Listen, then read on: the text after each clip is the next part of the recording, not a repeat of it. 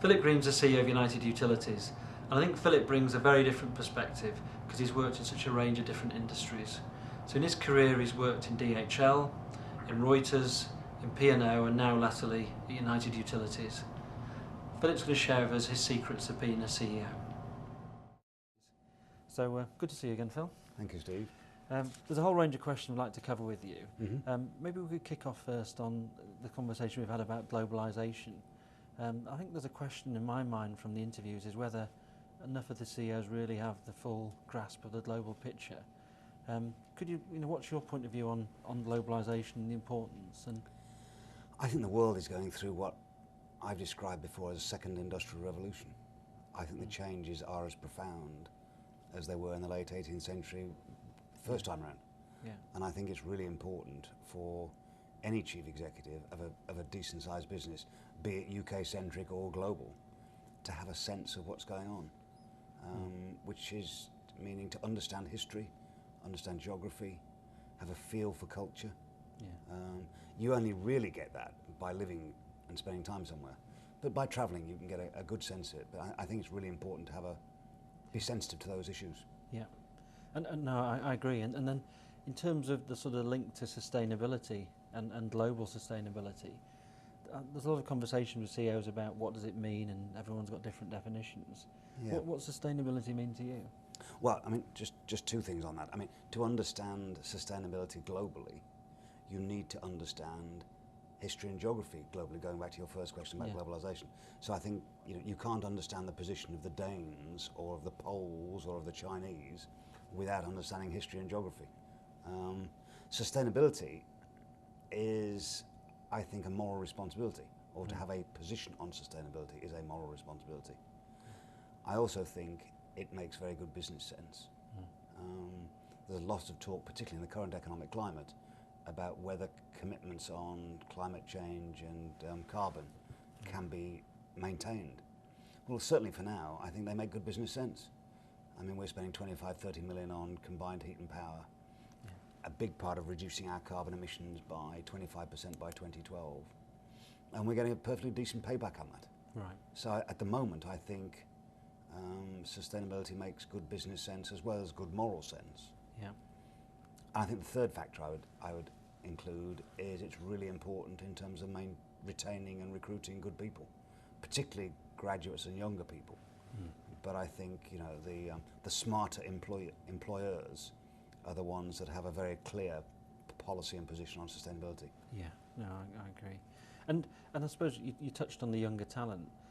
Increasingly CEOs are now faced with multi-generational workforces, but many of the ones that I speak to aren't really aware of that and don't really react to that sort of situation. Again, could you just share with because you've recruited a number of younger people into very senior levels in... Yeah, I mean, two responses to that, Steve. First of all, we have a big issue within at my present company in terms of the ageing of the workforce and the management population, such that we're going to be losing a lot of our talent in the next 5 or 10 years. Our age profile isn't balanced, and that's something we're proactively managing. But secondly, I think it's really important, particularly in management teams, to have a balance. Traditionally, I suppose people thought of balance in terms of gender, but absolutely in terms of age. But even more than that, I believe in a balance in industrial experience. I believe a balance in psychological types. So I think when you put a management team together, it's important to have a sense of, and you never get a perfect balance, but I think it's important to understand the team in the round on those various measures.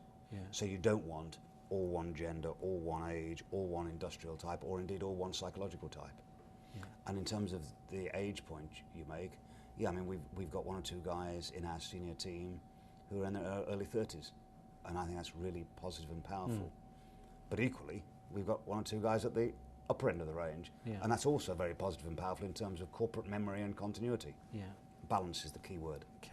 And how do you then keep them all motivated? And there are few things that a chief executive does that is more important than putting that team together, and maintaining it as a team and an effective unit. I mean, that is what leadership is. Yeah. I'm not a avid reader of leadership textbooks. There is one that I should be reading fairly soon, Steve. But my definition of leadership I took from General Tim Cross, and he defines it as winning the hearts and minds of people to achieve a common objective. Yeah. And that works for me. Right. So it's winning the hearts and minds. Yeah. How do you do that? But not as an end in itself, but to achieve a common objective. Yeah. And that, to me, is as good a definition of leadership as I've heard. Yeah. And that's certainly one that I use quite a lot. Okay.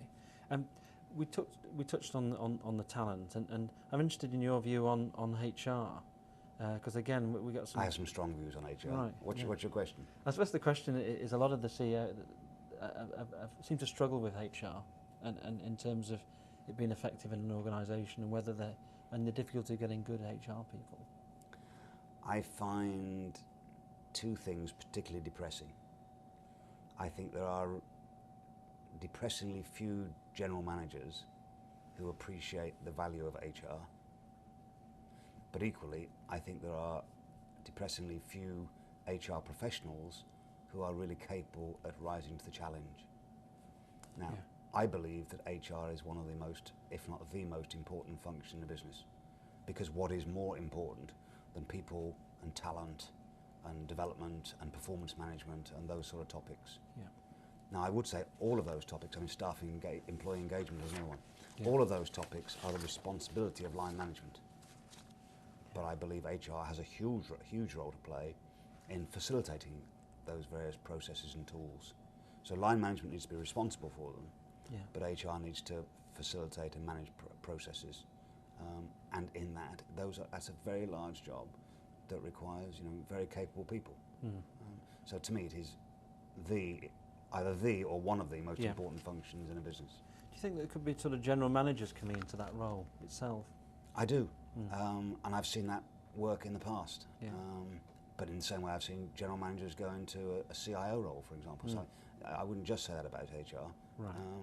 I think HR, the other way around, is harder. I don't often see HR managers or directors that have the ability to move into line jobs.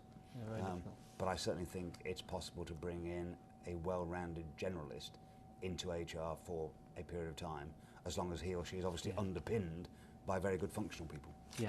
Okay. And then I know you're passionate about leadership, and one of the things we've been talking about is what are the qualities going forward that a CEO should have. I mean, again, could you just share some of the qualities that you think are important for leading a global business? One thing I would say, I don't think there's a cookie cutter approach to leadership. I don't think there is a single style that works well every time in all situations. But I probably would say there are certain characteristics that are essential in every situation. Clearly, communications will be one, and an ability to communicate both one-on-one and to large groups effectively and clearly. Authenticity. I think if somebody lacks authenticity, his or her people see that, and it is really damaging to credibility. Empathy. So I mean, the whole area of emotional intelligence. I mean, most of those things I've just mentioned will be wrapped up within emotional intelligence. Yeah. So having said I don't read a lot of textbooks, I am a great fan of Daniel Goleman.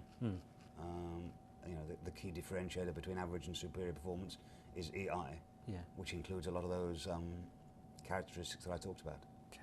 But I really do believe that the performance of an organisation, whether indeed it's a country, an NGO, or a company, or a professional firm, I believe the quality of the leadership is the key factor. Yeah. Yes, of course, the markets have an impact, or exchange rates have an impact, or the price of raw materials have an impact. But I think the key issue in any organisation is leadership. Yeah, and we're in quite a difficult environment at the moment with a credit crunch that we're working through. How does leadership change in that sort of in the credit crunch environment? At a sort of a practical level, what arguably it becomes even more important. I mean, it's a lot easier to be a leader when times are good than in challenging times, and in challenging times, any organisation looks to the leader even more so in difficult